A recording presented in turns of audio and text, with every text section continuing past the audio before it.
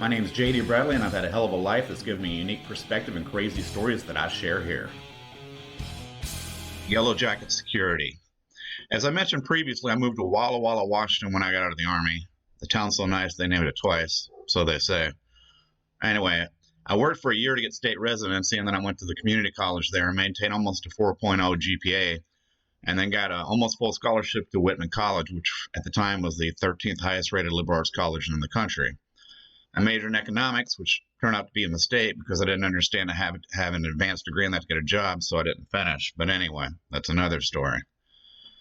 So I'm going to this extremely exclusive college with all these fucking rich kids, and I'm the only veteran that's ever been there. Like, they didn't know how to do the paperwork for the GI Bill, which fucked my shit up substantially because I needed that money to live on.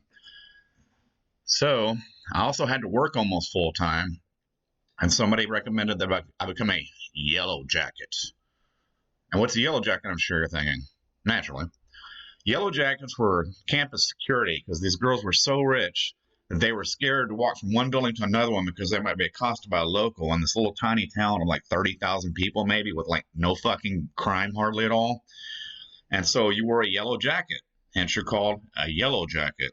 And you had a walkie-talkie, and you kind of walked around and patrolled the campus, and every now and then they say, hey, this girl needs an escort from this place to this place.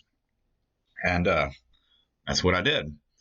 Except for I started getting kind of fucking resentful of these fucking little rich fucks. They're all had it so easy their whole goddamn lives. But anyway, there's also a fraternity there. I can't remember the name of it. And those kids liked me, and they told me that if I wanted to join their fraternity, I wouldn't even have to do any hazing. Which that's good because I'm not going to put up with that bullshit anyway. But I had a girl living with me at the time, so I was like, nah, thanks anyway. So I started getting annoyed with these little fucking rich bastards. And this one particular fucking dormitory, I really didn't like them. And they had several like common areas with refrigerators. So I just walk over there on the clock and steal their damn beer out of the refrigerators and take it over to another dorm where I like these other kids and sit there and get drunk on the clock. And every now and then I would call out like, this is Bradley. I'm at the library and everything looks secure or whatever. So it's pretty much how I was making my living. So I was doing that about 30 hours a week, I think, which was kind of difficult to pull off at that school. It was a really hard school. But anyway, I did this for a while. I didn't hate it because, like I said, I mostly just like stole these fucking kids' beer and got drunk on the clock. I paid for it. That's a pretty good gig. But my final night as a Yellow Jacket approached. I think I was sitting outside the library behind some bushes drinking because the kids I usually went to go drink with weren't there for whatever reason. And it came on the radio and said, we need all the yellow jackets to this fraternity. It's the same fucking fraternity that asked me to join. And so I was like, fuck, this must be some pretty serious shit. So I hauled ass over there, even though it's like maybe a block away from where I was at. And I get there and I walk in. So there's all these fucking rich boys. And I walk in and one says, it's the veteran. He's going to put a stop to this. Because I was the veteran, of course. And I said, what's going on? And he said, these kids showed up and they refused to leave. And I look over and it's like 4 kids that I know, like local kids. And they're like, they always show up and they drink our beer and they always start fights. And we want them to go, so we need you to make them go.